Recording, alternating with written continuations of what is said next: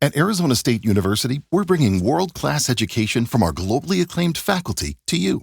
Ranked #1 in innovation for 10 consecutive years and #2 among public universities for employability. ASU isn't just ahead of the curve, it's creating new paths to success. Earn your degree from the nation's most innovative university. Online, that's a degree better. Explore more than 300 undergraduate, graduate, and certificate programs at asuonline.asu.edu. Ready to make a real impact every day? Join the Active Day Home Care team and help clients maintain their independence in the comfort of their own homes. Make a difference in someone's life as you provide essential daily assistance and protect their health and happiness. Earn up to $20 an hour and enjoy additional perks like optional daily pay, 401k, paid time off, ongoing educational training, and more. Join a team that values care, compassion, and your professional growth. Visit activeday.com to apply. This is a Fatal 4 podcast. But right now it's Laney Reed trying to get a separation to get back into this match. Come on, JC James right now is in a bad position, and I don't like it. You're smelling the upset right now. Blockbuster didn't get all of it.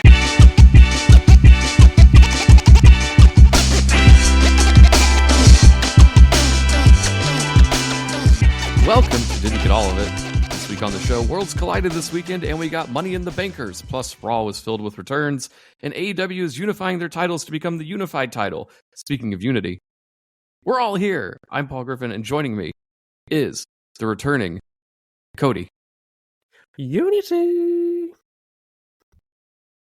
Also joining us is Pro Wrestling Noah. Yes, Unity. Everyone's favorite Assassin's Creed. And the B stands for bringing up the rear. It's B-Rob. Thank you, Cody. I understood your reference. Mm-hmm. Oh, also, if you tell me that, like, in 2025, question that goes all around the room here. How would you get somewhere that you've never been before? Put it in my fucking Apple Maps. All right, Google Maps. Get Google on Maps, plane. Apple Maps. Google Map, Apple Maps. Noah, seriously. Serious question. How would you get, if you wanted to go to a restaurant that you've never been to before, how would you get there? Google Maps. Okay. How would you access Google Maps? Through my Google phone. Maps application on your phone? Apple iPhone. Mm-hmm. Phone. Anybody using a computer or anything like that? Anything that requires internet connectivity or anything? If I'm sitting at my desk, computer. Sure. Yeah. Okay. So, if I try to convey you resources and information, and I tell you, here, take this thing, it has all the information that you need to take care of the issue that you may have, and you tell me your fucking phone and all your other ways to access internet and all kind of stuff is hacked. Tell me, how did you get to the place that you are right now and ask me these asinine questions? Tell me that. Like, if you've never been to a place before, you got your way here some fucking how in 2025, and you say you have no use of your phone or any other internet device or whatever because it's hacked. Tell me how the fuck you get here. Tell me how. Knew where it was. This hypothetical sounds like a very specific gripe that B-Rob has. It is. Because I don't understand how you get anywhere, especially in the city of Houston, and you ain't got no fucking navigation system or whatever. I ain't talking about somebody brought you here. And even if somebody did bring you here, you would have to use one of the devices that we just mentioned to get them to get to your vicinity to bring you to where the fuck you got to go, right? What? I don't know. Is MapQuest still a thing? But you would have to access the internet. It's not hard to get around Houston if you know where you're going. But how do you know where you're going if you've never been there before? Who are you talking about? I'm just saying. It's a question. There's no posted signs. Not for this place. You have to know where it is. I feel like I don't have enough information. I feel like I need more information to give a true assessment of this. I have resources where I am at a place that I work. Somebody wants help and resources from the place where I am. This place where I am, you will only know where it is if you work there or if you access some type of internet or some shit to find the information to where it is. There's no posted signs. There's no street signs for this shit. There's none of that. So how the fuck do you get to my location to bug the shit out of me? I think they just follow the guy yelling about something really dumb. Oh, it's not dumb when you're dealing with it. I mean, it is dumb. No, it's not. No, Matt Riddle's not here. He's MLW. So, shout out to Nick Marsico and Will Housel for filling in last week and bringing the audio woes. Yeah. The stuff that we could hear was great. They'll be back someday, I'm sure. Not the audio woes. This is going to be a perfect episode with no audio problems. Knock on wood. Wow, that's a loud boner. Speaking of boners, Cody, how was New York? It was good. I went to New York City for Pokemon Go Fest, which was actually in Jersey City. But did you go to the polls though? No, I did not. But I apologize if I sound a little hoarse on this show. I definitely got sick in New York. I'm just getting over it now. But fun story about my travels there. I took a train from Boston to New York City, Amtrak. It was going smoothly until we got to Connecticut, when all of a sudden the conductor got on the loudspeaker and said, "Hey everybody, there are some downed power lines, so we are stopping in New Haven, Connecticut, and all trains to New York are canceled." Sweet. And I was like, "Excuse me?" Yeah, so they just dropped us off in New Haven, Connecticut, and we're basically like, I don't know, figure it out. Good luck. Mm-hmm. And so I had to take a different train to a shuttle to another train, and eventually got on the MTA and made my way into New York City 3 hours later than I was supposed to. And how did you find all that information? By asking employees around the train station. I think you're a liar. I am not lying. Well, that's different. It was chaotic, but when I finally got there, it was fun. New York was a good time. I also watched Money in the Bank in New York at a bar. How was that? Place. I miss watching wrestling at a bar. It's okay. It's fine. The food is very expensive and it's very loud, and there's a lot of how do I put this nicely?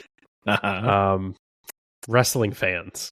Oh, so no, I'm sorry. Yeah. So a lot of eating.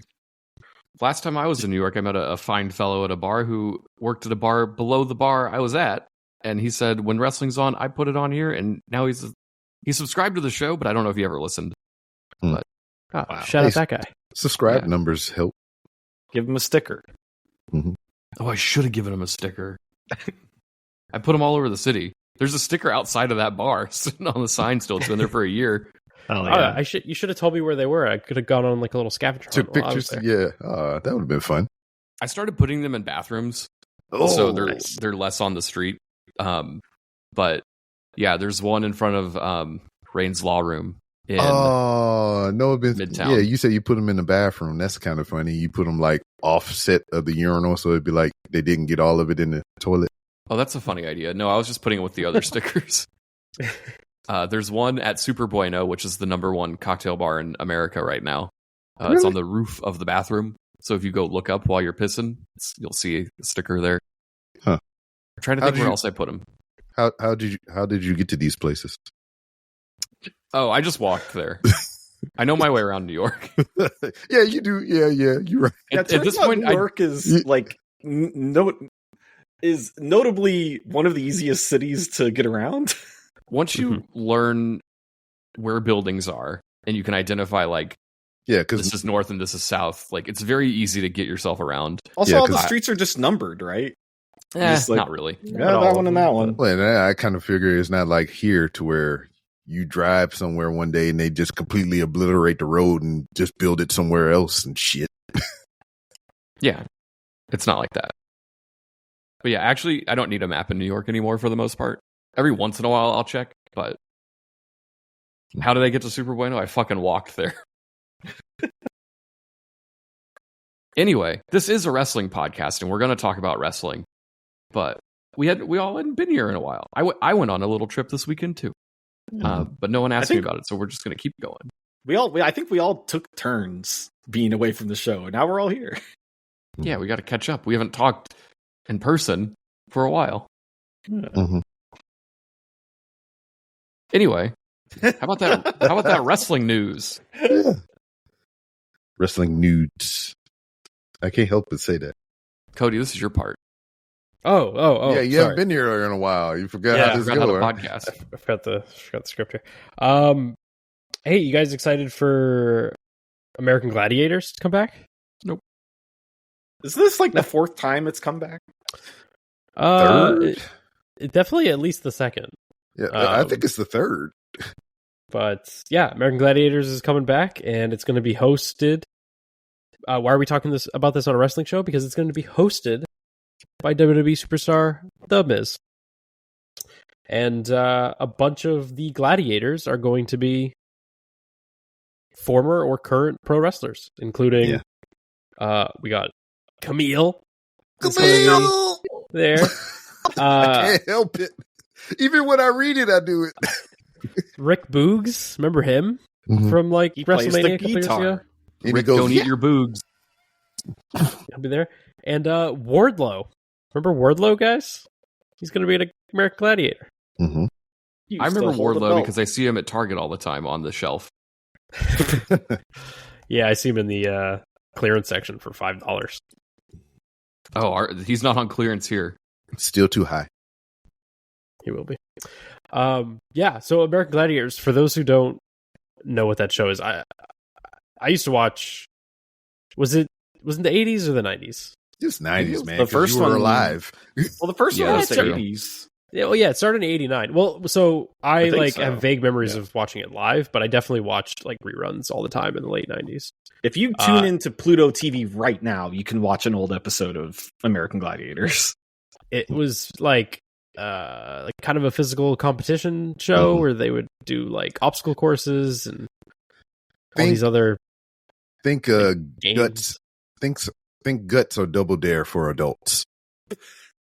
Yeah, that's a good way to put it. Sure. American Ninja Warrior before American Ninja Warrior. Yeah. It was a great show. Loved it. Or Battle Dome. No. Less extreme. Yeah, American Ninja Warrior if the fucking obstacles tried to whip your ass. Yeah. Well, that's Battle Dome.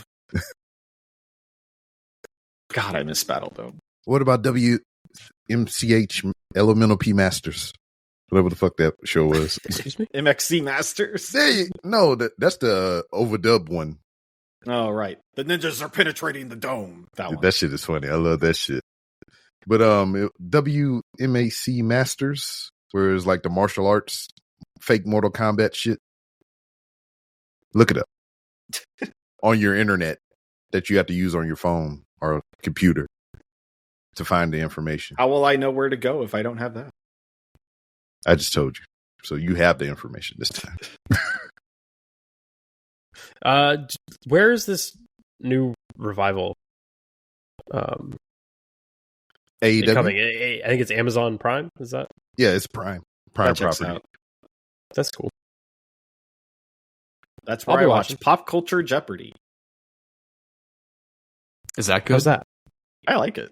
I watched the whole first season. I think they started another season. I need to watch it again. It's got a guy from SNL. I forget his name. Yeah, Colin Jost. Yeah, Colin Jost. Ever since we moved to, I think we've talked, I don't know if we talked about this on the show, but we watch Jeopardy and Wheel of Fortune every night now, like an 80-year-old couple. Hell yeah. And it's so fun. Like my parents. See, there it's so fun to just yell out the answer when you know it. And settling into your groove there, guy. The problem is, though, like, that only happens like once a show. But you're like, I would crush this game. I knew that one. You get really confident, and then like the next 5 questions, you're like, I knew that if I maybe had a little bit more time. It's so funny watching people fuck up at Wheel of Fortune though. So old man talking real quick. I remember being on a DOS computer playing I think is Wheel of Fortune. And I just Doom back in the day. I was just randomly blurted out and guessed what the puzzle was as a little bitty kid. And I got it right. And ever since that one shining moment, every time it got down to whenever my mom and my sister were playing it, I would just blurt out the same answer over and over again, thinking I was going to get it right. It worked once before. Why not twice? What a show. Is the last puzzle on Jeopardy called Final Jeopardy? Yeah. So tonight's was like the easiest fucking thing in the world. It was in 2024. This Broadway musical original soundtrack made it to the top 40 like Billboard whatever. And Wicked. Yeah, it was fucking wicked. Everyone knew it was fucking wicked, except one guy said Rent. He lost all of his money. What? I'm like, how did you even... It was such an easy question. I'm like, I thought Final Jeopardy was supposed to be hard. I'm like screaming this at the TV. I'm like, it's wicked. It has to be wicked. What else could it possibly be? Like the last thing to be in that 2024 was like what, after Hamilton? 21 years since its debut, and I'm like, there's no question it's wicked. Rent? That hasn't been like relevant since like the early 2000s. I don't even think Rent is on Broadway. Like currently? Yeah. I don't know. Let me check. I don't know, no, guys. It's not. It Rent hasn't been was on pretty Broadway. relevant for me about 11 days ago. So, oh, poor Cody. How much do I owe this month? $525,600 in this economy. Boy, Dan, I would like stop paying the mortgage and go rent. No, I wouldn't. I lied. Anyway, that's Jeopardy talk. Are we excited? We're not excited for the American Gladiators. Who cares, right? Daily Double. I'm excited. I'm gonna watch it. I'll tune in. Yeah, I'll tune in. I don't know if I'm like necessarily counting down the days till it airs, but I'll watch an episode or two. I like The Miz. Yeah, I like The Miz. He's good at hosting things. I don't know if we got to this on the show last week that I wasn't on, but the rumors of Miz being let go are not happening. Mm-hmm. It was all surrounding all the rumored releases and all the shenanigans. Yeah, I was going to talk about it because like I don't think Miz is any good anymore. Like he should not be wrestling, but he should be absolutely paid to stay in the company and just do everything else. Yeah, like the Titus O'Neil. Yeah, he'd probably be great at commentary. You could replace Joe Tessitore with him. Mm-hmm. I mean, he was great on Talking Smack and all that other stuff. Yeah, like he's totally capable, and he's such a good ambassador. Like it'd be stupid to let him go over contract stuff. But we didn't get to talk about R-Truth, which can be the next news story. I think that they were absolutely 100% correct in releasing him, and I would like to talk more about that. Go ahead. Interesting. His contract was up, and if someone is coming to you saying, "Do you want to renew their contract for more money?" the answer should be no. What is R-Truth? Up until last week, he was a goofy guy who was a jobber and popped people. And that was it. And it made perfect sense for them to release him. The fact that they went back on it and decided, okay, let's give him like a serious side is perfectly fine justification for bringing him back. But they weren't ever going to consider doing that until their hand was forced. Mm-hmm. This is a ugly Sonic situation here. I mean, a little bit. Yeah. Like I wouldn't have signed, like if you're cutting costs and you're looking at people's contracts that are up, there's no money in that R-Truth anymore. But there is in this one. So he, at the end of the day, he got a contract renewal, probably got more money, and they're going to make money off of it. Yeah, and they get to do something different. I know someone in the Discord was like, hey, was it worth the bad publicity? And I'm like, what bad publicity? Doesn't matter. Yeah. It's already gone. And even then, they release people all the time. It's not bad publicity. Yeah. Especially if it's just not renewing their contract. I mean, even this just like erased any bad will, I think. I don't know. I mean, it's I don't know about WWE. that. They can't. Well, I'm talking about in that specific instance, not the whole. I think the bad will is in the fact that Triple H is trying to play this off as if it was all part of the plan. No, it fucking wasn't. Like, you weren't going to renew his contract. You saw the backlash and you pivoted. That's totally fine. I feel like it would make more sense for him to have just responded to this at the press conference and been like, yeah, we made a business decision and we saw the backlash and we saw what the fans wanted and we want to give the fans what they want. So, but it was Money in the Bank, though. What? It's not Backlash. Okay. So they don't do that though. Like, yeah, but that's the thing is like specifically the previous, him, he don't do that. That's the thing though. The previous administration was always criticized for not listening to the fans, forcing Roman Reigns down our throat and John Cena down our throat and not giving the fans what they want and Zack Ryder and Daniel Bryan and all these things. And it's like, you actually have the opportunity to show like good faith to the fans and be like, look, we actually listened to you. You guys wanted our truth, so we re-signed him. And instead they're like, I'm a genius. This was all part of the plan. I just enjoy the show. Shut up. I think on one hand it does. If you go out and say that, though, it puts them in a bad spot where it's like, now we have to re-sign everybody if someone chants. Yeah, I mean, now that you open that door, everybody that they talk shit about online, they're like, all right, I gotta bring it back. I gotta bring it back. Yeah. But no one's out there rejoining Twitter and telling Triple H to re-sign Dakota Kai. Yeah, I was going to say, no one's out there chanting, we want Dakota or we want Braun or any of these things. Like, I don't think it sets a bad precedence at all. It's not going to happen that often. Why you don't think Braun Strowman is a gladiator? I think that would be a good spot. I feel like he's like not the right build for that. He's a big motherfucker. Speaking of Triple H, some feedback from last week's show I would like to provide. B-Rob, you are no longer allowed to say rumor on the street if the street is your Facebook feed. No, it's not. It wasn't Facebook. Or Instagram. If it's within the metaverse, it's not a rumor on the street. Someone makes Twitter. I pulled everything from Twitter. Well, that doesn't make it X. There's more resources there than one spot there. Jonathan Coachman is not a source on things that are happening. I mean, but he's in the know more than I am. I'm sorry. I don't think that's true. I don't think that's true at all. Whatever. Anyway. I'm just going to talk about it. Just talk about it. I don't give a fuck. Don't fucking talk about it. We should do a separate podcast, and by we I mean everybody else but me should do a separate podcast that is just B-Rob regurgitating what he found on Facebook. So you mean the Random Rambles with Rob? We could do that. All right.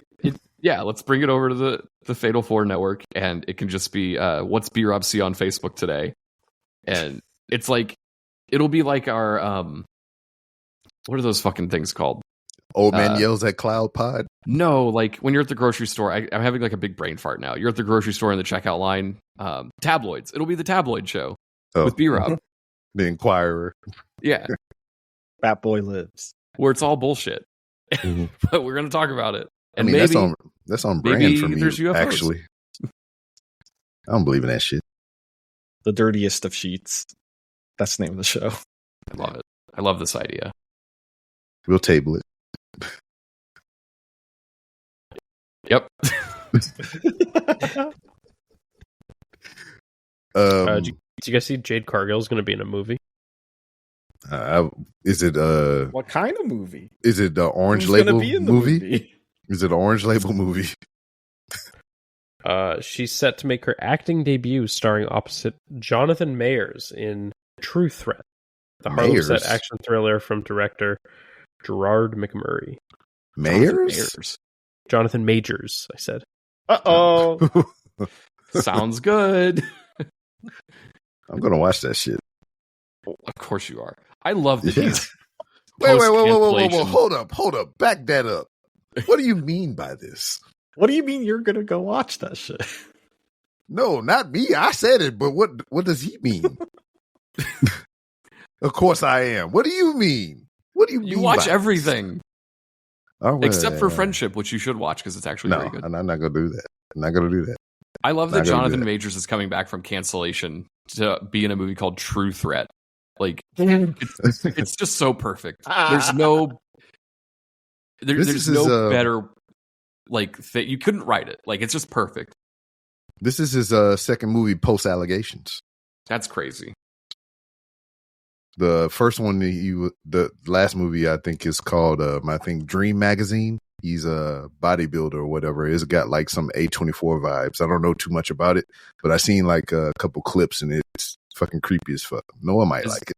Is this movie going straight to? It's already out on Walmart shelves right now as we speak. Walmart shelves. Straight to a Walmart near you. If I was Jade Cargill, I probably wouldn't have taken this opportunity, but that's just me. But then again, if I'm Jade Cargill, I'm touching myself. What the fuck? What the fuck? If I'm Jade Cargill, that's what I'm saying. Remember our old podcast where someone asked us, "So, what would you do if you woke up as a woman?" And Cody was like, and Cody had the same answer. The truth. No, we just talked about him. You're right. Yeah, this old, different people. Yeah. Well, anyway, how do you pivot away from that? Anybody planning on watching SmackDown tomorrow night? Yeah, probably. What's going on over there? Well, a little bit of possible spoilers, some rumors that Hikuleo is reportedly set to be backstage at tomorrow's SmackDown. Isn't this like the third time he's been rumored to be somewhere? Yeah. In regards to WWE. Yeah. I mean, I'm not excited. I've been watching this man's whole career in New Japan. And you can hear more about that on Didn't Get All of It Japan. But him in this environment, I don't know, especially since we haven't heard or seen anything from this dude. We haven't seen him on, the any of the subsequent shows, like, what is that, Level Up? Do they even do that shit still? I think they stopped that. But we hadn't seen anything there. We haven't even heard a whiff or sniff of it on NXT. Like, even the sub-show stuff that they got on the internet, like, nothing. He's just going to appear out of nowhere and be good. When he left New Japan, he was like not all there or fully formed. So it's just like, I don't know what to expect. And I don't know if that's a good thing or a bad thing. Because he has the tall, so much of the tall, but I don't know how he was going to fit in the situation. He's going to fit in with the rest of the fucking bloodline losers. They all suck. Him and Tama Tonga and Tonga Loa. But none of them have the tall. They all suck, and they're all going to suck together. They're all going to be a mid-card act. Do you think he gets a headbutt or a Samoan drop? Yes, probably. Big kick. Yeah, he's big splash too. Well, he's tall, so he has to do a big boot of some sort. He has to. That's a requirement for tall wrestlers. Are we talking like Shanky tall? He looks like Shanky. Okay. Like, no shit. Good start. No shit. Google him right now. I completely forgot who Shanky was, and now that I've been reminded, I'm so fucking mad. Yeah. Google Shanky and Google Hikuleo in just similar frames. I hear you typing. I hope you're doing it. Shanky fucking sucked so much. He was just a guy that stood around. He was tall. He had charisma, though. A little bit. That looks like Shanky. See? They both got that hair. They're both They got that frame, that like lanky shoulder wrist thing. Yeah. Tala Tonga is Shanky. I don't know what you do with these guys. Yeah, like, as a connoisseur, how many people can you just have join? Like, oh no, we're gonna have to see Jacob Fatu sell for him and act like he's a threat tomorrow. Mm. It'd be so funny if Solo's like, ooh, I got a big surprise, and he brings in Hikuleo, and then Jacob Fatu just kills him on the spot.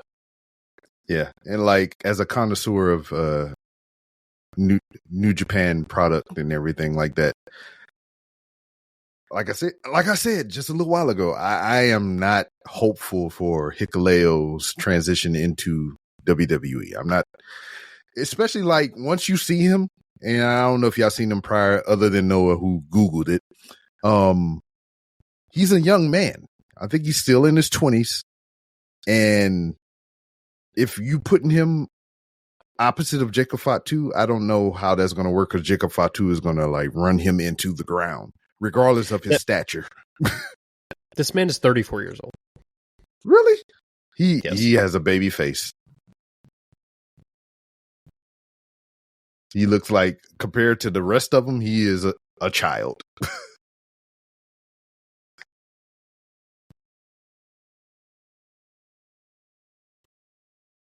He looks like Mustafa Ali if you like stretch him. If he was tall. Stretch Armstrong. Well, And I'm sure he has a quarter of the talent. So I look forward to not watching him on SmackDown. speaking of stretching segments, let's not stretch this one out any longer and take a break. And when we come back, we'll talk about Worlds Collide and Money in the Bank.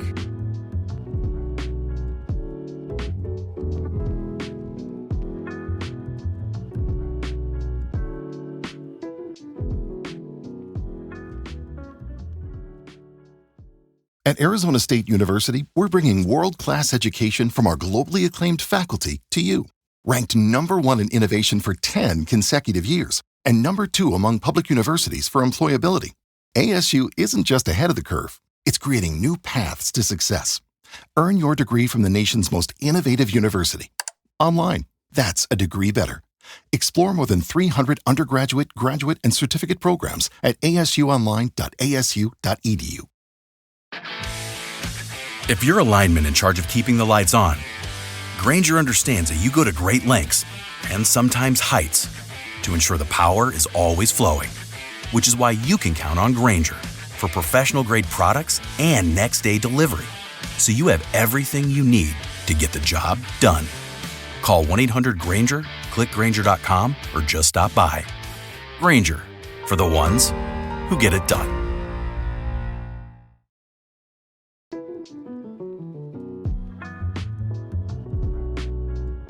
And we are back to talk about the weekend that was in pro wrestling content. First being, I guess it was all on Saturday, but Saturday afternoon they did Worlds Collide, the AAA WWE combo show. Mm-hmm. I watched a wee bit of this. Yeah. My big takeaway was everyone makes sure that I have to know who Mr. Iguana is at this point. Yeah. That's what they want. And that's what they're going to get, I assume. Because Mr. Iguana is good. Yeah. It's time for a new meme wrestler. Yeah. The other one has graduated to good. So we'll be doing the new memes. This guy sucks. This is stupid. And it's not fun, and it's not funny. Not fun to you because you don't like good things. I mean, I don't get it yet. But I was also very late to the Joe Hendry party, so talk to me in 6 months where I am Mr. Iguana. Yeah, that's what everyone's saying about Mr. Iguana. He's the Joe Hendry of Mexico. Stop being mean to Joe Hendry. Joe Hendry's very good. Also, Paul, you are incorrect in your statement. It is 2. Oh, 2 white people on this show? Yes. Who's the other one? Ethan Page. Oh, yeah. But he's tan. All right. Yeah, you're right. That don't count. So yeah, did B-Rob, you watched this whole thing, right? I caught a bit of it. I watched.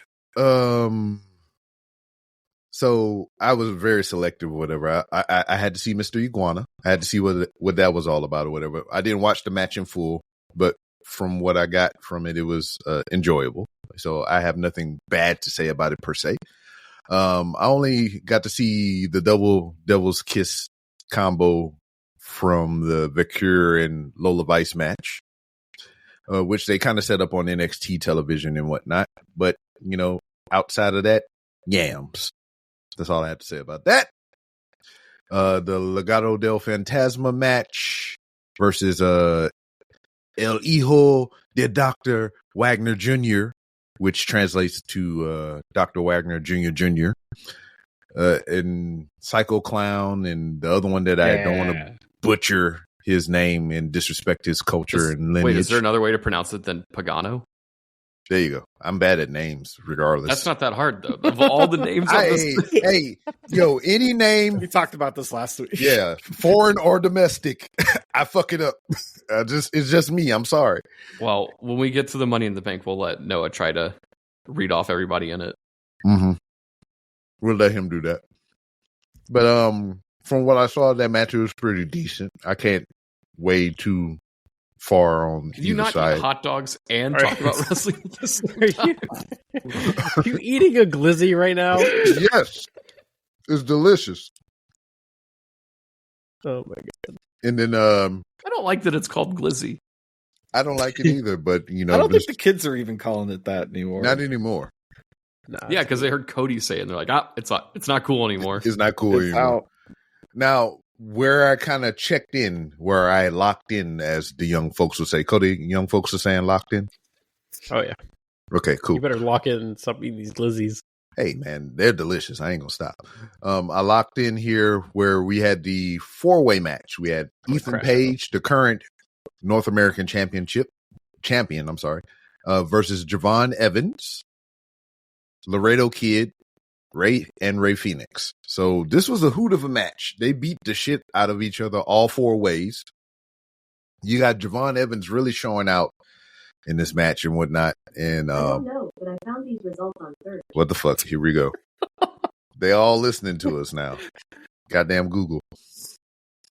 And it was I would recommend it, but I would not recommend it over the Vikingo Chad Gable match. Did anybody watch this? Did you watch this? Yes.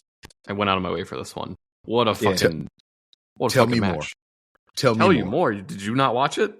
I did. I want to hear your perspective on it, though. Oh, it was just awesome. They killed each other.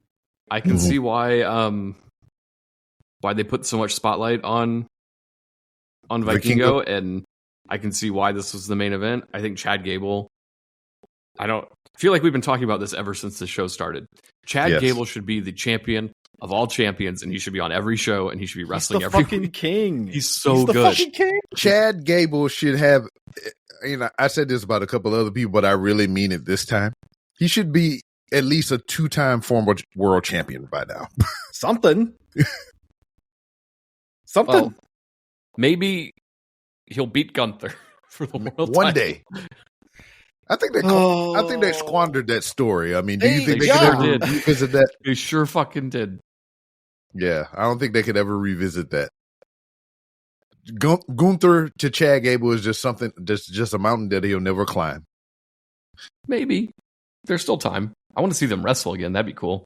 Uh-huh. But yes, this is worth going out of your way for. If people are like, I'm not going to watch that, go watch this one at least. Yeah. Like match You're of the year. a Chad Gable stuff. fan. You owe it to yourself. Yeah, and then it's very accessible. It was free on YouTube. Okay, if I'm a Chad Gable fan, but what if I'm a Vikingo hater? Is that offset? Yeah, it's perfect because Chad Gable beats him up real good. Yeah. So you get your fix. I don't know. I saw a couple highlights from this and not my cup of tea. The 450 to the outside of the ring that usually reserved for a person laid across the table, he did across Chad Gable back. Crazy shit. It felt like a video game because it's like the only place you ever see someone doing a moonsault to the outside through a table is a video game. And they did that here. And that was cool. Yeah. They fell on each other every which way they can fall on each other. Let's talk about Money in the Bank. Because they made some choices here. Uh-huh. I'm going to put this out here. This show sucked. What? Yeah. No, this was like the worst PLE of the year thus far. I think, like, bar none. Back it up. Just quality, or just because you didn't get what you wanted? Both. The booking, the matches, the card itself. Like, it was 4 matches, and then they threw on the Dominic versus the Luchador thing. That was good, though. That was good. Yeah, it was. Didn't need to be here, but it was good. It was a fine Monday Night Raw match. Did not need to be here at all. The only good thing about this show was Lyra Valkyria versus Becky Lynch. This was a fantastic match. Don't get me wrong. That was a great match. 2 of the worst Money in the Bank matches of all time. And See, I thought the matches were good. I thought the finishes were not. No, man, these matches. I thought the men's went way harder than it had any right to, given who was in it. No, so first was the women's match. Clunky mess. And just like over convoluted spots, like the Vekor, Rhea Ripley, what did she call it? Devil's Kiss on the ladder. That was great. What are you talking about? That sucked. It was great. so. It's just it's a forced meme at this point. Yeah, force me.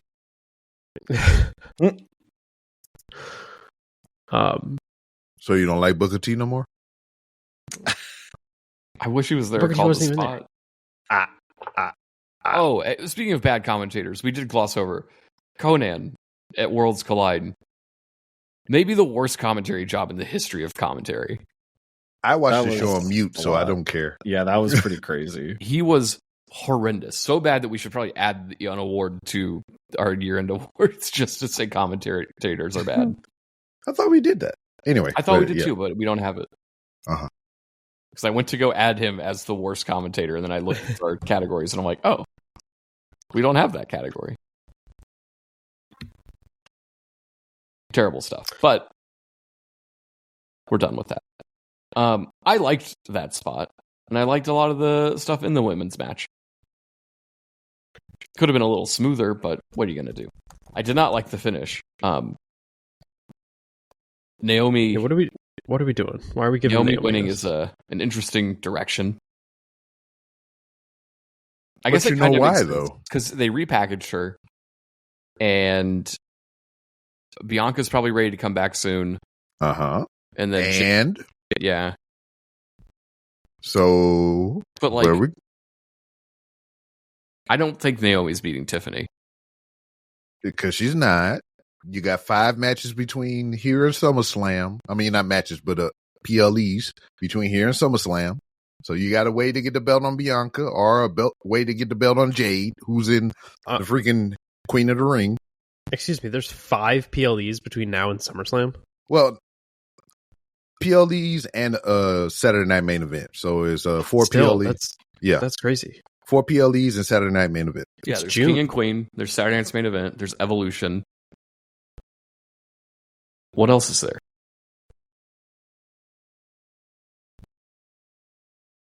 Oh, that's 3. You're upsetting on me.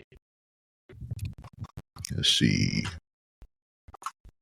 Saturday Night Main Event, Evolution. I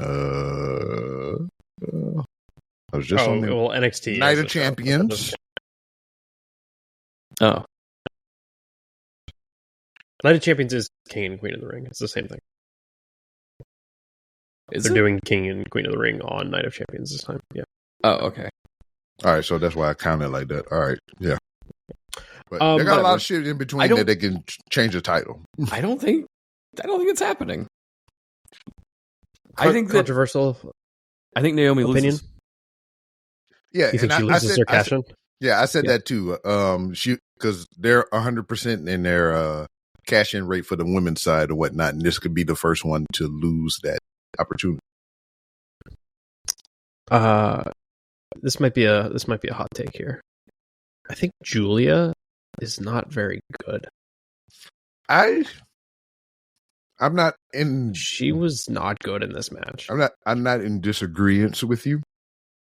This was I know about her from the Japan show, but I don't have like a wealth of knowledge in Julia. But what I've seen of her in this limited window, Whenever she gets lost, her default is to like do headbutts and crazy strikes or whatever, which doesn't really translate very well. There was a point in this match where she was taking good, this match is not a good spot for people who get lost. Mm-hmm. She was taking I forget who was doing it, but someone was like smashing her head up against the ladder, and she was like a good foot away from the ladder and just bobbing her head back and forth. Mm-hmm. It just looked bad. Well, there was also the pop rocks, the double pop rock spot that they did. Yeah. Alexa was like super late to the party on. It looked cool once it was done, but like there was very clearly a spot there where it's like, oh, we're missing the other two people for this. Yeah. This match it was a clunker, but very good. I liked looking at it. Yeah, I did too. Dominic and Nakano, we talked about Becky and Lyra was tremendous. So good. I appreciate that Becky has made it her life goal to get Lyra over because it's good. Yeah, these two are fantastic together, and I very much so want to see a rubber match. I like the way they are continuing this.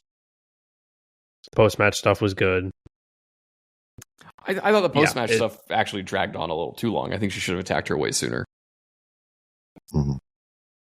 But yeah, whatever. I mean, we got there. She's a good person. She held up her end of the bargain and she raised her hand, but then Lynch pushed it a little bit when she asked her to put the belt around her waist. Mm. Yeah, and then there was a way to, I guess, I think Becky has won all the women's titles now, right? Yes. Not the United States. So she can go get that. Yeah, she can go get that. That's easy. They should unify it and make it the women's unified champion. We'll talk more about that later. But yeah, no, this match was very, very good and saved this show completely. Cody, would you wager to put that as maybe a match of the year contender? It is on my match of the year contender list. How come you didn't translate that over to our Discord, which everyone can be a part of by going to fatal4pod.com and maybe subscribing to our Patreon? Because he doesn't know how to log in. Yeah, I don't know how to do that. Yeah. But for those of you who have exclusive access to our Discord and whatnot, we do have the polls for match of the year, for, didn't get all of it and didn't get all of it Japan. Also, video game of the year, movie of the year, all that stuff. We have all that stuff in the Discord. So if you see something cool, put it on there.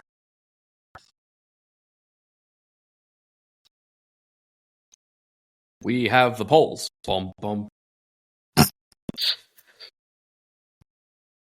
Money in the Bank match for the men. Noah, who was in this? Who was in this? It was Seth Rollins, Andrade, El Grande Americano. Why'd you say it with an Italian accent? Americano. He's a spicy luchador. LA Knight, Penta, and Solo Sikoa. Solo Sikoa. Molto bene. So we talked about it last week, but I feel like most of us were thinking Penta was going to go over here. Because he's fucking cool. Because he's fucking cool, and it would have been really cool to see like a, Cero Miedo branded Money in the Bank briefcase or whatever. We kind of leaned toward Penta or the LA Knight thing because of the other factors involved in this, but we did a thing last episode to where who do you want to win and who do you think is going to win? And I think on the think is going to win, everybody picks Seth Rollins. Yeah. It makes the most sense story-wise. Yeah. Unfortunately. But are we feeling the story? No. As I pass that question around the room? They cannot resist the clarion call of running back the greatest heist in history. We'll also talk about it when we get to Raw, but like there's some crazy nonsense that happened within this 24-hour heist span. of the century. That's what I had to say. I did enjoy, oddly enough, the Jacob Fatu breakup of Solo. Yeah. That was fun. Did? I hate No. you, Solo. This match was not good. It like there was no real memorable moments. Andrade got his ass kicked a lot. He had the ladder. What do you dropped on mean? his nuts. You didn't like Solo doing the freaking pentataunt? You didn't like that? You didn't like that? No, I mean Solo. I will say Solo is better as a comedy act. So Yeah, Solo, I'm glad they're leaning into that. But yes, Solo and Jimmy are on the same level as far as like comedy and their personalities and whatnot. But like as far as anything else beyond that, But and then it was just overbooked nonsense. I hated the Jacob Fatu stuff. It dragged on. It was like, why did he like pulled them off the ladder and then hit a bunch of moves and did another thing and then said, like, it would have been much more effective if he just pushed him off the ladder and sent him through the ladder that was set up on the outside. Yeah, you got to get your spots in. What about when El Grande Americano climbed up a ladder to the turnbuckle and then jumped off of another ladder onto the big ladder? That was tremendous, actually. That was really cool. That was a very, very good spot. Also, the big ladder was the Fireball whiskey branded ladder. Yeah, that was stupid too.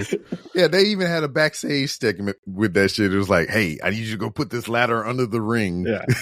And what's the branding is that like Fireball is for bad guys or something? So that's why something like that. They kept saying that. Stupid shit. Product placement. They can't get enough of it. Cody Rhodes kissed the Elden Ring Night Ring logo. I don't hate it. Let him have it. Who cares? He said didn't have a big golden egg. We haven't gotten there yet. They'll get there. Anyway, Seth Rollins won in like the most unappealing fashion. Like there was just nobody around, and he just walked up the ladder. Yeah. And now he's got the thing, which is really bad news for Sami Zayn and CM Punk and Jey Uso, who all said he's going to ruin wrestling if he wins this, and nobody tried to stop him. Mm-hmm. Nope. Interesting. I don't want. And now speaking of ruining wrestling, John Cena and Logan Paul took on Cody Rhodes and Jey Uso in. Yeah, you're gonna have to tell me about this because I did not watch. Remember when we said Cena and Orton was really good? Uh-huh. Yeah. I think Randy Orton gets 100% of the credit there. This stunk. John Cena is so fucking bad now, and he needs to be carried. And unfortunately, they weren't tagging in Cody Rhodes to do it. And even that, he didn't really get a good match out of him in WrestleMania. Like, this was not anything. It was just boring house show tag team match for like 10 minutes. And then there was like a little sprint in the middle where some cool stuff happened, like the springboard moonsault by Logan Paul through the table. And I did think the drone suplex, the drone spot was kind of fun. I was actually during the Money in the Bank matches when they kept doing the drone shots, I was like, why doesn't someone just grab the drone while they're on top of the ladder and hit someone over the head with it? Yeah, and we talked about that last episode too, about swatting the drone out of the air and doing something stupid with it. But besides that, yeah, this was mostly a very boring match that had a very stupid finish. Especially because they did not follow up on it. Yeah, that's the thing. Is watching this, I was like, when R-Truth came out, it was kind of a cool moment. Like the crowd popped, like, okay, cool. But then my immediate thought was like, are we really wasting more John Cena retirement run on R-Truth? Like, this is ridiculous. Like, no. But then, no. So it's like, what was even the point of doing this? Like, it's just to create the moment for that, but like, what baby? Again, this whole match was just a waste. Like, why even book this match? Yeah. Did you see no stakes? Like, wasting John Cena's time. Did you see any of the post R-Truth stuff after cutting the hair and everything? Yeah, it's dumb. Yeah, just that was on Raw. Yeah, no. I'm talking about like the busted open radio stuff, all the extracurriculars. Yeah, he cussed. So he been cussing. Ain't nothing. It works for Karrion Kross. All you gotta do is say a cuss, and you're super over. Oh yeah, also Karrion Kross is taking credit for R-Truth. Good for him. Yeah, R-Truth returned in this, and everyone was really excited about that because Cena hit Cody with the belt, and then R-Truth showed up and hit Cena, I think, with the belt, and then Cody pinned Pummeled Cena. him a little bit, yeah. So that seemed interesting. But then we get to Raw, which we will talk about when we come back from this lovely commercial break from all of our favorite sponsors, like Chumba Casino. Chumba, chumba, chumba. That is random select, so I hope you get it. Me too. Chumba.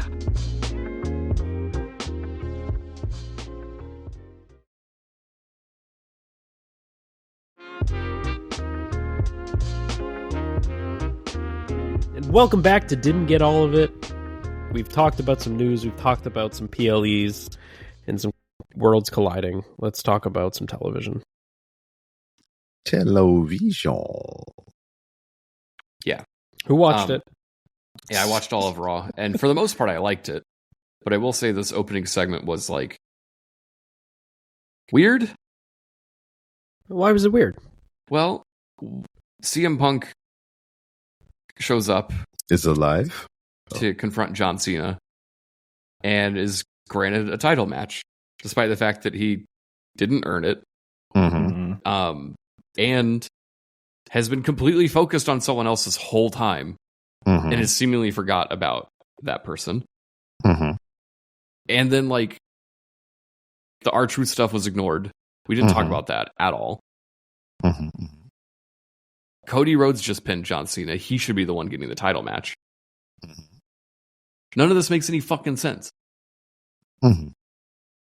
Okay, some valid points there. But I do like CM Punk. Yes, we understand. I do like CM Punk. I do like the parallels that were in this promo.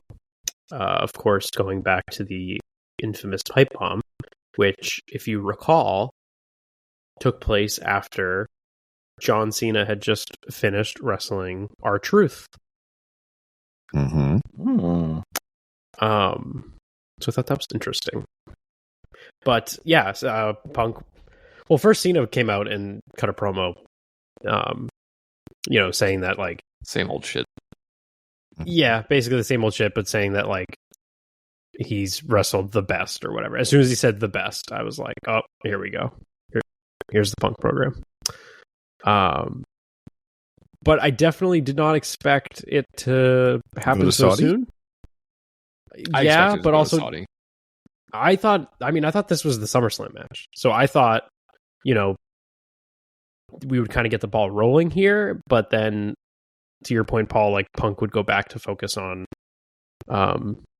like the Rollins group. But whatever. This is such a hotshot program. It is, yeah. But this was a very good promo. Punk's promo was very good, and it'll be interesting. Like, I mean, the match is advertised. It seems like it's happening. Why wouldn't it? But we saw what the paycheck will look like. I know people are all mad about it because he took a stand, but, like, aren't you tired? Aren't you tired of being mad about this all the time? Nothing's changing. It just is what it is. Like, this is, I know. You're gonna keep running Saudi shows, and you're gonna keep getting mad about it every fucking year, and then you're gonna go and put on a banger of a Saudi show because they keep doing that for some reason. Like, it's I don't know. But like, Cena channel your definitely energy played into elsewhere. it. Cena definitely played into it in the way that he, I Punk was enjoyed like, that let's piece. do it right now, and Cena was like, no, not right now. If you want this, then you got to come to Saudi. That was definitely interesting. I enjoyed that little bit, but yeah, I still don't like this. Only because it's so rushed and it doesn't make any fucking sense. Like Cena and Cody is an obvious thing. R-Truth should be a factor here. Even though Ron Killing should be a factor here. Like, CM Punk shouldn't be here, but if he wasn't going to be on this show otherwise. So this is how they got him. Like, their history isn't enough. They need more than that. No, like, to be logical. The program makes sense. Like, the justification just of Punk coming out, maybe, and Right. Right. I think Paul's point is more so that like there are other things being pushed aside or just completely ignored here. Mm-hmm. Honestly, you could have done the same thing and just Punk not get the match and just keep telling the story that he's got to earn the title shot. Right. But this iteration of Punk doesn't care about that. He just get what he wants, more or less. I thought that's what they were doing. I thought they were just kind of teasing this and getting it hyped up for when they eventually wrestle at like SummerSlam. Yeah. And who knows, maybe they might swerve us. Maybe Punk actually doesn't wrestle in Saudi. Company.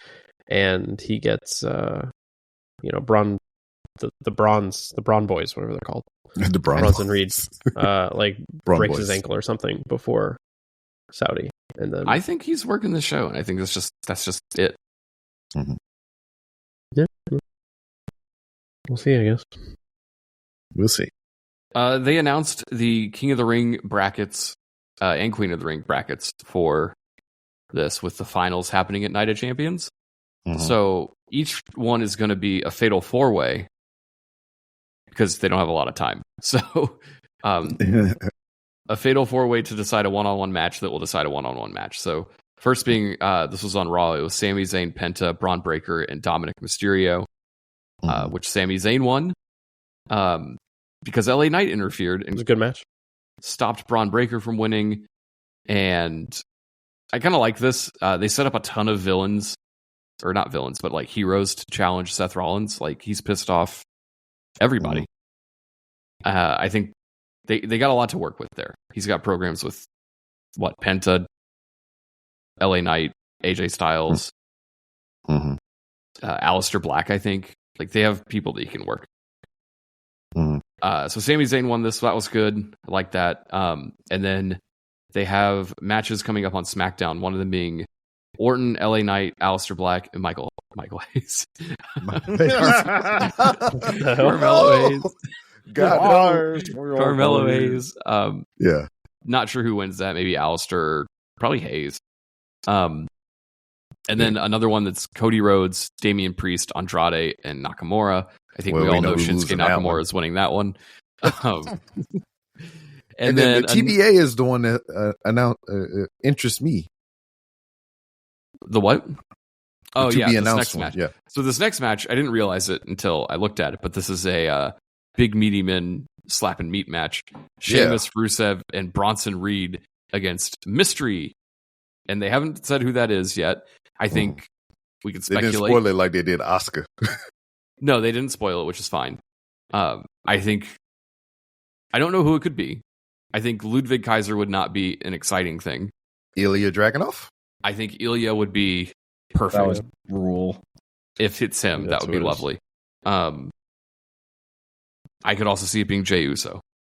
Ugh, don't do that. Which I don't want. No thanks. Let's not do that. Ooh, so yeah. What if it's Jimmy Uso? I don't want that either. No, that was a joke. Yeah. Not interested. Could it be someone they call up?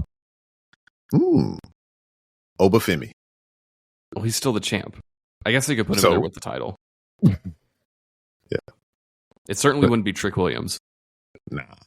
But then that would be wild. And you can't discount anything nowadays. So fuck. But I think it's Dragunov, maybe. I think that's the best option of just guys that are going to beat the hell out of each other. It's been enough time, right? Since this injury. Yeah. And then I think so. Let's say of the bracket above him. So say Dragunov wins this and advances. Ooh, Dragunov against Cody Rhodes or Andrade or Damian Priest. I think that would be cool. Even Nakamura. So I'm looking forward to that in my own fantasy world. So the winner of this gets a shot at the title. At the title at SummerSlam. Of their respective brand, right? Yeah. That's my favorite King of the Ring stip, which I'm glad they brought that back. I don't know who gets it. Maybe it's Sammy, and you run Sammy and Gunther back? Absolutely. Because Sammy can beat Gunther, and we've seen him beat Gunther. And I think if that's what you do, Sammy should beat Gunther. I don't think that'll happen. But I think that's exactly what's happening. I think in a world of changing titles quickly, give Sami Zayn a run. Yeah. And where would that title match take place other than Night of Champions, maybe in Saudi Arabia? Night of Champions is the King of the Ring finals. Oh, that is the King of the Ring. I'm sorry. My timelines are all fucked up. SummerSlam. They also announced the lady bracket, which the match that took place on Raw was quite a hoot. Yeah, it was. Rhea Ripley, Kairi Sane, Liv Morgan, and Roxanne Perez, with the story being Roxanne Perez is going to work with Liv Morgan in this match. Mm-hmm. And it took a while, and then she earned Liv's trust, and then shenanigans. And then pinned Kairi after Liv was about to lose. Loved it. Mm-hmm. I like the follow up to that too. It's like, but you were going to lose. I couldn't let that happen. Yeah, she stopped her from pinning you. I liked it. Over on SmackDown, probably this week, they're going to do Jade Cargill against Michin against Piper Niven and Nia Jax. So that's a match that will take place. That'll be a clusterfuck. Yeah. The other SmackDown match will be Charlotte Flair, Alexa all the Bliss, C's. Chelsea Green, and Candice LeRae, which will be a match. And then the other Raw match, which will probably be pretty fucking good. Ivy Nile, Raquel Rodriguez, Stephanie Vacque, and the returning Asuka. This is wild. Yeah. Just to have Stephanie and Asuka in the same ring is wild to me. Weird that like Asuka's just returning unceremoniously like this. Kairi did. Yeah. I know, but I don't know. Like it is weird that they announced a mystery participant for the men and just flat out announced Asuka for this. Like, why not do the same? Why not have Asuka had been a mystery? Probably to sell tickets. Hey, Asuka's going to be at this one. Maybe. Is anyone buying tickets for Asuka? I would. I feel like people aren't ready for her yet, so they're probably not going to buy tickets. True. That is a statement. This one is much harder to guess. Is the winner, I feel like. I feel like Roxanne is like should be the winner. No, it's Jade Cargill. Duh. No. I mean, it could be. I mean, Vacque. I would love Roxanne Perez. Come on now, bias guy over here. But Jade Cargill got this. Why would Jade Cargill win? Jade Cargill versus Tiffany Stratton at SummerSlam? Yeah, so she can get a title so Naomi can steal it from her, maybe? No, I don't think that's happening. Makes sense, though. But I anyway. like the idea that Jade faces Tiffany at SummerSlam, loses to Tiffany, and then Naomi cashes in and loses as well. Don't do that. I just don't think the Cargill and Naomi program is like interesting at all anymore. It's kind of tied together. They do that things. They do plenty of shit I don't like. Ivy Nile should win. Yeah, who would look best with a crown? All right, yeah, that's a good question. I like that. Asuka, that would be cool. The face paint, the fucking mist dripping out the mouth, crown on the head. I like that. Honestly, if they want to give somebody the Queen gimmick, like Chelsea Green makes the most sense. Well, shit, Stephanie Vaquer. We already talked about this. The horn and the crowns. Fucking right. Michael Cole was losing shit. Like Chelsea Green, she can move on from like the United States gimmick and do like a royal gimmick and have the Secret Service be, the Royal like Guard, MI6 type thing. Mm-hmm. Hell yeah, you got funny stuff. As long as it's not Charlotte. Well, it's going to be Charlotte, isn't it? They do say "Behold the Queen" in her entrance already. So, well, she took that voiceover from Zelina Vega. Also, let me throw one out there for my own selfish pleasure. Rhea Ripley. She already lost. She's already out. What are you talking about? I'm just saying. I just wanted. You said who would look good with a crown on her head. That's what I want. Rhea Ripley looks good all the time. She doesn't need a crown. I know. It's true. I know. No, you didn't. You didn't I want that know aesthetic. That Queen Zelina was like a thing, and then she got some anime voiceover guy to do like "All Hail the Queen," and then she like disappeared for a while, and then all of a sudden Charlotte had that same voiceover in her entrance. I thought I could have swore Charlotte had that before, but that's probably me Mandela affecting myself. Because that sounds right. That sounds like a thing that Charlotte would do. That sounds like a thing that's possible. Yep. Yeah. Chad Gable and AJ Styles had a hoot of a match, as you would expect. AJ Styles won, which is nice to see. Mm-hmm. I like AJ Styles winning. I hope he gets another title run. One day. We talked about Roxanne. Becky showed up and complained, and then Lyra came out to confront her, but Bayley showed up and beat up Becky. And I think the only takeaway here was that Lyra seemed surprised by this. Yeah, I think they're setting up a triple threat for Evolution, which great. I think is great. So you're saying, as of right now, Evolution is a mystery. Yeah, because they haven't booked it yet. Yeah. Right. Yeah, I think you run a triple threat with these three then, and then you do the actual rubber match between Lyra and Becky at SummerSlam. Down for that. And then what? Then Lyra wins and defends the title against other people, and then Becky can just Ivy Nile. I don't know, retire or something. Retire. Goodbye. I actually think if that triple threat happens, it should main event Evolution. Fuck it, why not? I mean, is there anything else that would main event above that? Yeah. I don't think there's any other interesting women's programs happening right now.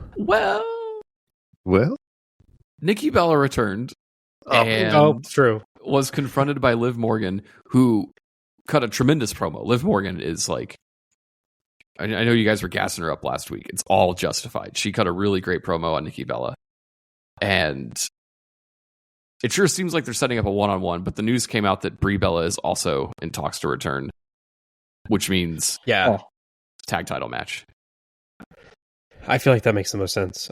If Nikki was coming back just for a one-on-one program, I feel like Liv Morgan would be kind of a weird choice. I thought Nikki was back though.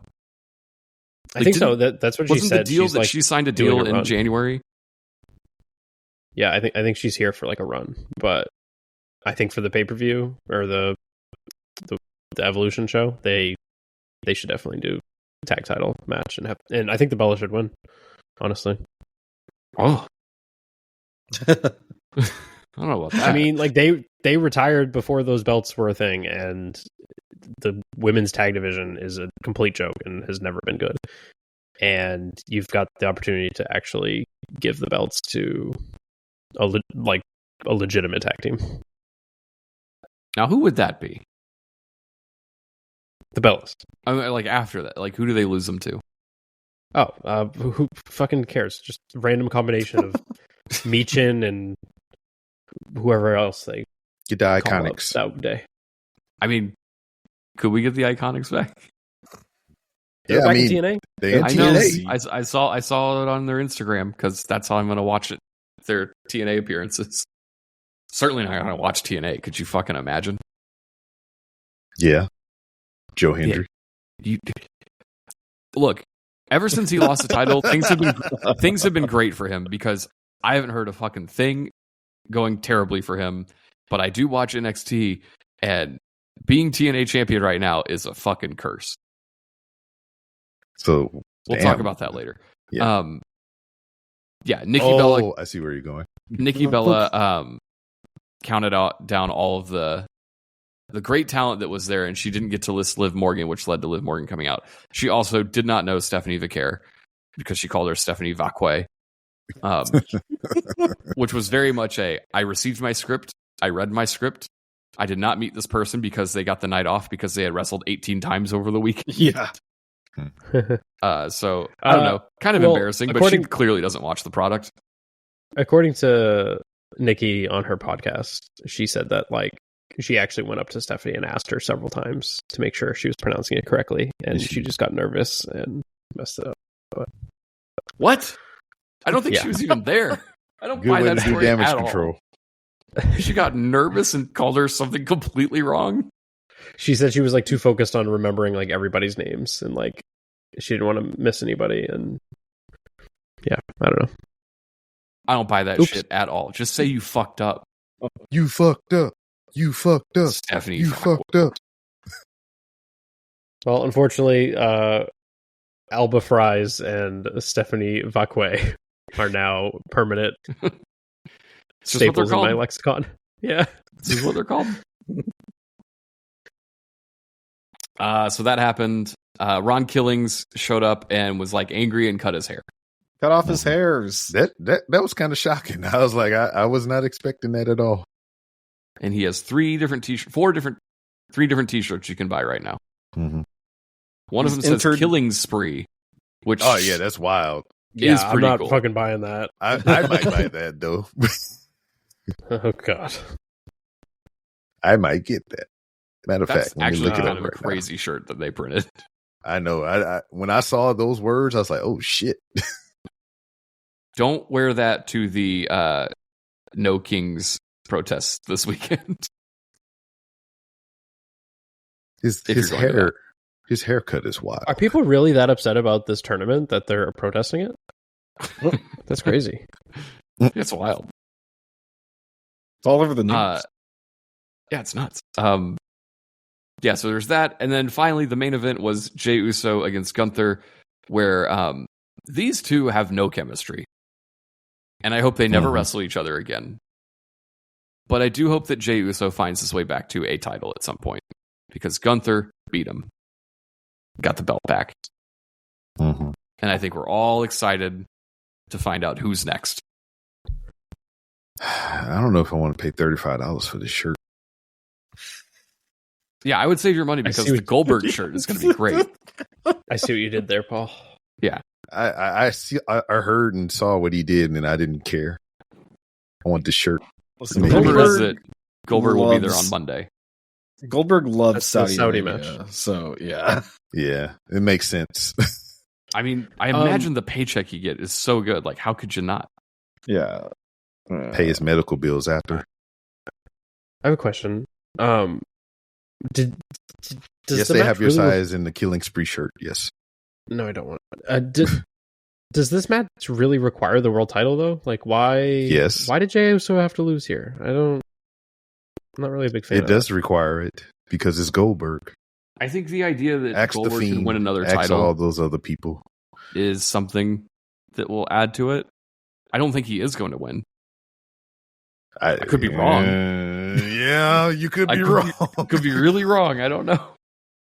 Because, look, the crazy person in me who enjoys a video game from time to time, Goldberg wins and then faces John Cena and they unify the titles. Oh my god. We love unifying titles. And also, Goldberg steamrolls John Cena. I don't like you. No, it's bad. It's all a bad idea. I didn't say it was good. You like it. I think it would be very fun to play in the video game. Don't want to see it in real life. You can't even. Goldberg's not in the game. Maybe they'll add him because they didn't get to add mystery person. Yeah, and Community Creations is wild. So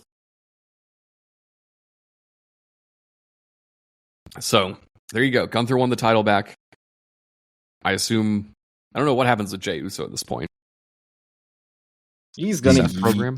Yeah, he finds his brother again, and they do things. I hope not. Anyway, brief NXT talk because two things happened. Well, one thing happened.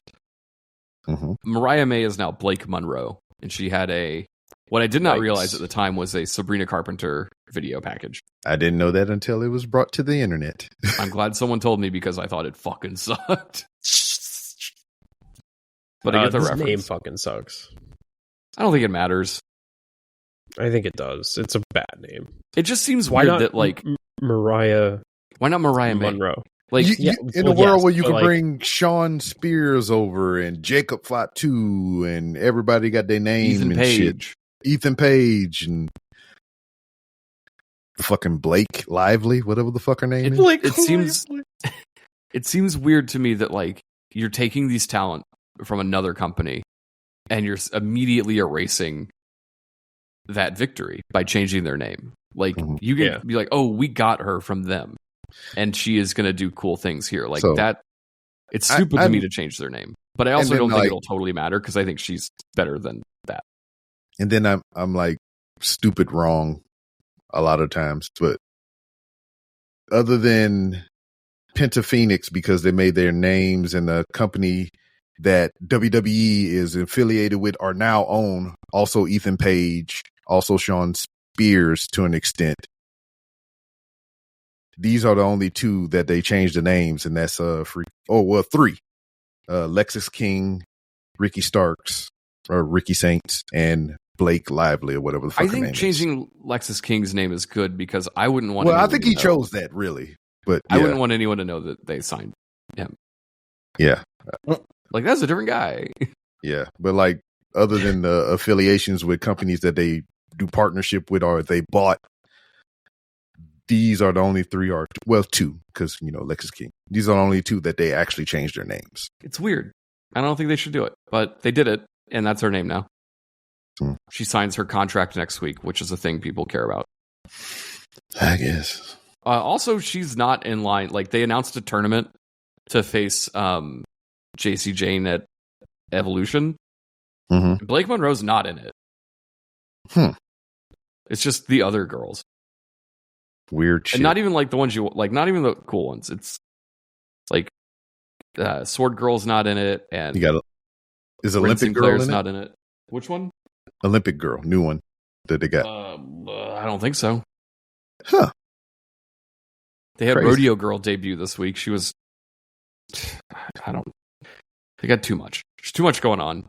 The other thing I don't understand about this company is the way they're treating TNA, because they're baby facing TNA for some reason. But like Trick Williams is a champion, and he's like, I'm gonna ruin TNA, or I'm gonna make TNA good finally. And commentary is like, he's pissing everyone off there. We all love TNA. Everyone they keep talking up TNA, and it doesn't make any sense.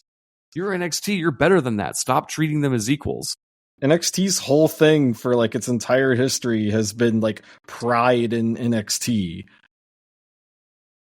It's so weird. And then like, fuck. AJ Francis. Like, can't get rid of this turd, right? Trick Williams. No matter how much you flush. Why is he here? He's tagging with AJ Francis and some other twerp. And then like Elijah is there. Well, Casey Navarro is pretty good. He just has the unfortunate of being with AJ Francis. I don't care. It sucks so much. Like I said, when Trick won this title, that's good for Joe Hendry. He's away from this. This sucks. It's so bad what they've done to Trick Williams. He should have been called up well before turning heel. I wouldn't be shocked if he never gets called up. Obsession. I don't know what WWE's obsession is with taking hot babyface acts from NXT and turning them heel and ruining them and keeping them in purgatory until they either release them or they just fizzle out. Like Cora Jade. Well, that's Trick something Williams. totally different.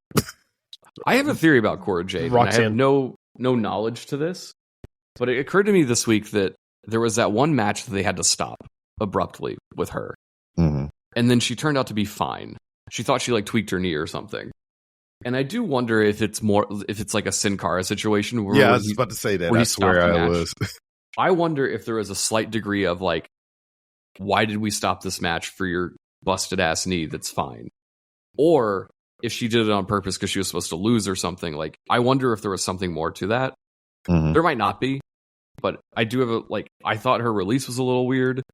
Mm-hmm. And that's the only thing that I can think of. Like, that was technically her last NXT match if you don't count the pre-show that she had to tag with Roxanne on because they had to put her on the show. Also, didn't she have that like health issue as well? Well, yeah, but I don't think you fire someone over a pregnancy. Yeah.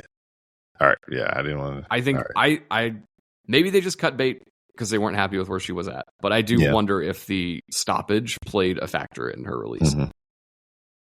Yeah, very weird stuff.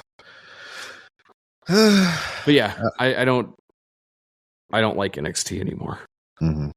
It's so painful, especially because of the TNA involvement. It used to be fun. It was like, hey, Joe Hendry's here, and then like the Rascals are going to do something, and now it's like, we got Top Dollar. Ugh. Speaking of painful, Noah, you want to tell us about AEW? Yeah, I mean, it's been good lately. It's been good. and I might sound like I'm kind of down on it just because I feel like most of the time the stuff that's notable ends up being the stuff that I am kind of negative about. But they put on their weekly TV has been a good show lately. There's been fun matches, which, you know, where the best wrestle. That's what they do best. But they have really been doing they are selling me on Hangman versus Jon Moxley at All In next month. In spite of everything they're doing with Jon Moxley, like the part that's selling me obviously is the other half of it. Yeah, the other half, all the stuff that they're doing with the turmoil between Hangman and Will Ospreay and Swerve Strickland. Like trying to hype up Hangman as he's the guy that's going to beat Jon Moxley. Like, out of all of us, he's the guy that has to do it. And Swerve just not getting on board with that. So we had to kick off Dynamite this week was Ospreay and Swerve 2, which, wouldn't you know it, fucking great match, fucking delivered. And they went 30 minutes. They went to time, so there was not a definitive winner, but Swerve wanted, to hey, let's keep this going. And then the Death Riders came out and ruined everyone's good time. Yep. Because that is what evergreen sentence for the last 8 months. This show, yeah. But there was also like the shenanigans in that to where like they handcuff Swerve up, right? Yeah, they handcuffed Swerve, and then the Bucks also came out to ruin everyone's good time, and they brought out his Swerve's new shoes and put tacks which on I them. also have. Yeah. And then they were gonna super kick. Well, they did super kick Swerve a bunch, but then they were gonna tack kick him. Yeah, and like then, he did them. And then Will Ospreay took the bullet into his face. And that shit was pretty gnarly too. It was well, because Will had already gotten his face fucked up. The first thing, first 3 minutes of the match, he gets wing dinged in the nose and starts bleeding. And you knew that was for shoot because the blood eventually dried up. Put the gloves on. Yeah, that was wild. But yeah, everything outside of the parts that I think are supposed to make you mad are making me mad, but in a bad way. Yeah. But everything else about this hyping up the main event of All In is, I think, doing a good job. Yeah. And then the other thing here we go. Yeah, the other thing that's really exciting about going into All In is that they announced that. Well, last week they announced that Kenny Omega and Okada are going to have their match, winner take all, international versus the continental titles. And they revealed this week that it is going to be a unification match, and they unveiled the new belt, the Unified Championship, which is an albeit uncreative name. But that's what it is. I'm sorry. It's plain Jane as fuck. You're right. But that's what it is. Yeah. It's stupid. It's so fucking stupid. Yeah, but it's less belts. It's less belts, and it is what it is. I mean, it's a unified title. It's just what it is. But just call it the Intercontinental title. I don't think they could do that. They don't have that one. Why just not? Call it whichever belt wins. They are the unified title. That's what it is. No, whoever wins the match, just keep that title name. But the belt says unified title on it. So. I mean, come on now. We knew this was coming. We've been talking about this for a while. At least I have been. So, I mean... they're unifying the titles? Yeah, that they're going to come together right now over me and just do this. So... It's just weird the way that they're choosing to do it. Yeah. Name-wise, not match-wise. Which match-wise, I feel like... I have some stuff to say about this. Match-wise, tell me more. They led into this segment. It was a contract signing segment and the belt unveiling, but they had a really good video package, detailing their entire history of Kenny and Okada. You do not understand how this shit made me feel. this video package? Yes, because like I watched all that shit within that package. I watched that unfold like from start to finish. It was like I got to see this rivalry ignite and like end, in New Japan sides, of course. But like I started watching New Japan before these two got, into it with each other. But I got to see that rivalry come to a head and like grow and go through all the different matches and everything. I got to watch all of that. Got to see it all in real time. And just to see them put that package together like that, I was like, oh, this is fucking awesome. I got all the feels and everything. Then they sprinkled the AEW shit at the end and I was like, soft penis. And like I only knew the Spark Notes version of it, but it's the way they presented it, very exciting. Got me very excited to be invested in this match. Mm-hmm. And then after they unveil the belts, oh my god, they reveal that Okada has teamed up with Don Callis. No. He's teamed up with Paul's favorite, Don Callis. Which I think they did this whole video package showing off how epic this whole rivalry has been. Alone. Oh, yeah, like both of them just like a heated rivalry between two vicious competitors. And then they decide to throw Don Callis into the mix, which I feel like really does not do credit to this whole years-long saga of them two. Yeah, and it is like the whole thing of like, did you have to make someone overly heel or overly bad or whatever? Okada was already a bad guy. He was already a heel. Yeah, so he was already friends with the EVPs. Yes. Why did they have to team him up with Don Callis? I don't understand what we're doing. I mean, I know like AEW story-wise or whatever, Kenny and Callis have a past and they hate each other. So I mean, it just throws more onto that. But there's like, you don't need any more than what we had here, bare bones. It's just. How do you end the Don Callis problem? You kill him. You go on the killing spree t-shirt from WWE.com. I just don't like the idea that he's going to keep haunting Kenny at every turn. Yeah, I don't like that. How do you get out of this? Yeah, he's not a wrestler. Nope, not from a long time. And then the other thing that I wanted to say, this, I don't think this was the intention, but this really made me laugh, was when Don Callis gives Okada a extendo police baton. Yes, and I he have proceeds one of those on my belt. Smash Kenny in his pelvis, which they diverticulitis. They tend to lean on the diverticulitis as Kenny's diverticulitis heel. Yeah, and just like Matt Jackson's back. Yeah, which like is fine. Like I think that's a good thing to lean on. But then they put Kenny on a stretcher, and Okada does a elbow drop onto his pelvis region again, and then they cut to Kenny and he is like erupting with blood out of his mouth. Yeah, that was the second time he did it. Whatever trauma Okada has done to him has caused his insides to explode and erupt out of his mouth. It caused his insides to come outside, which was ridiculous. Like this looks so horrible. It looked real horrible dumb. acting, horrible. I was like, man, for real, for like all the goodwill and vibes that they gave me in that promo package, it was snuffed out with this bullshit. Like really, just everything after the video package was all just Ungapachka, just way too much. What? Hold on. Where does that come from? Where does the Uchi Wale Uchi Bang Bang? What you said? Ungapachka? She's an AI musician.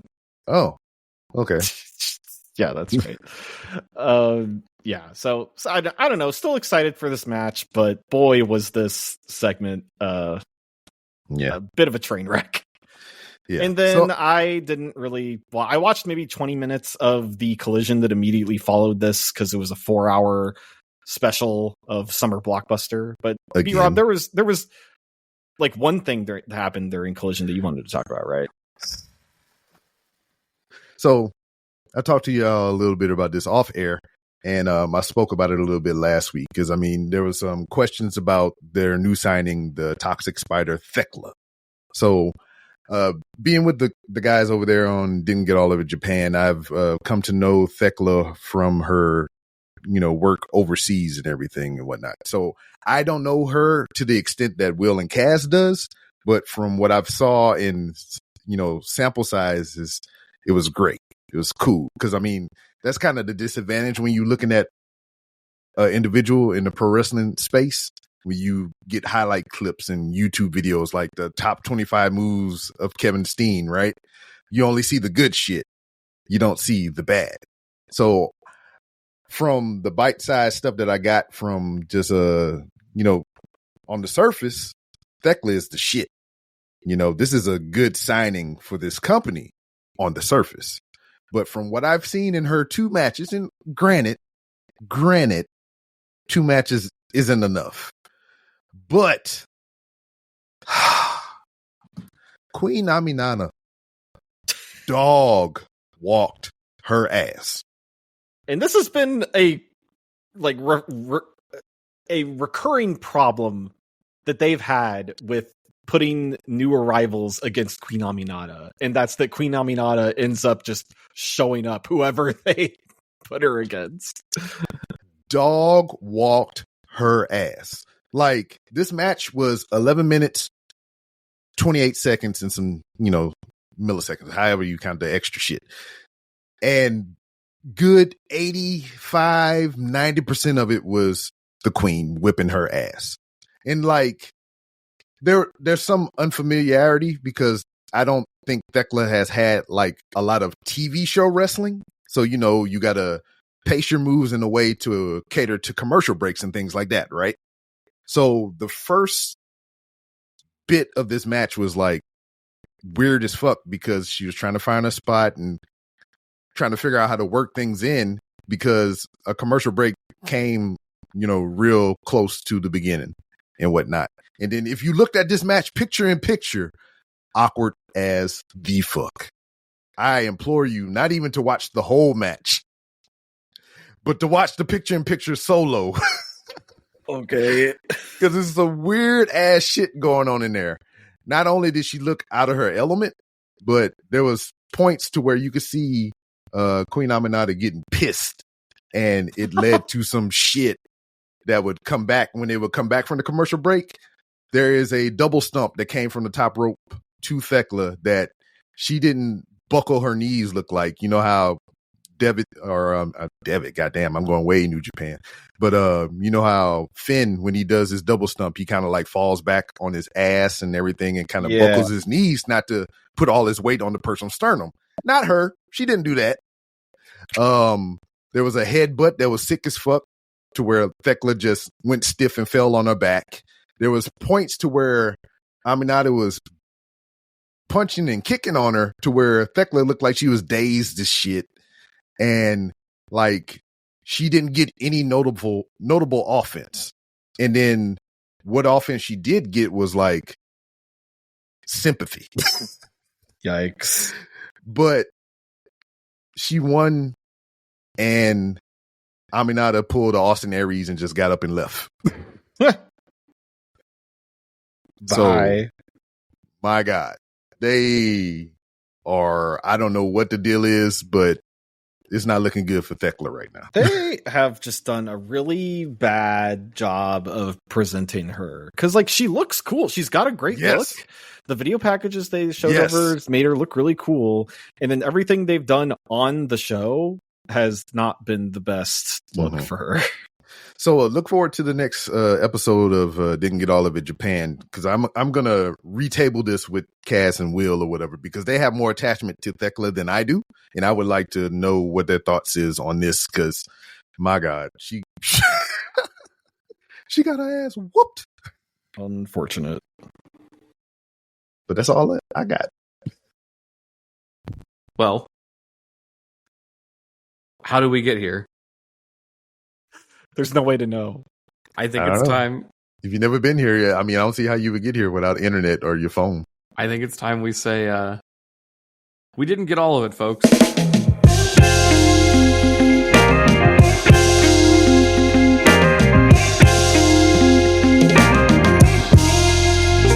we'll try again next week. There will probably be plenty to talk about for myself, and for Cody, and for Noah, and for B-Rob. Thanks for joining us. We'll see you next week.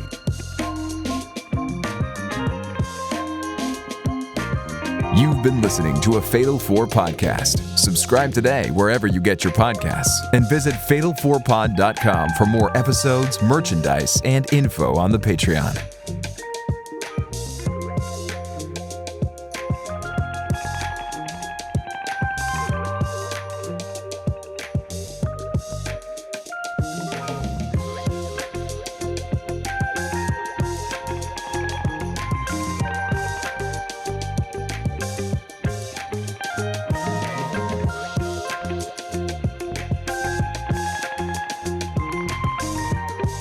Damn. R.I.P. Regis Philbin. I had no idea.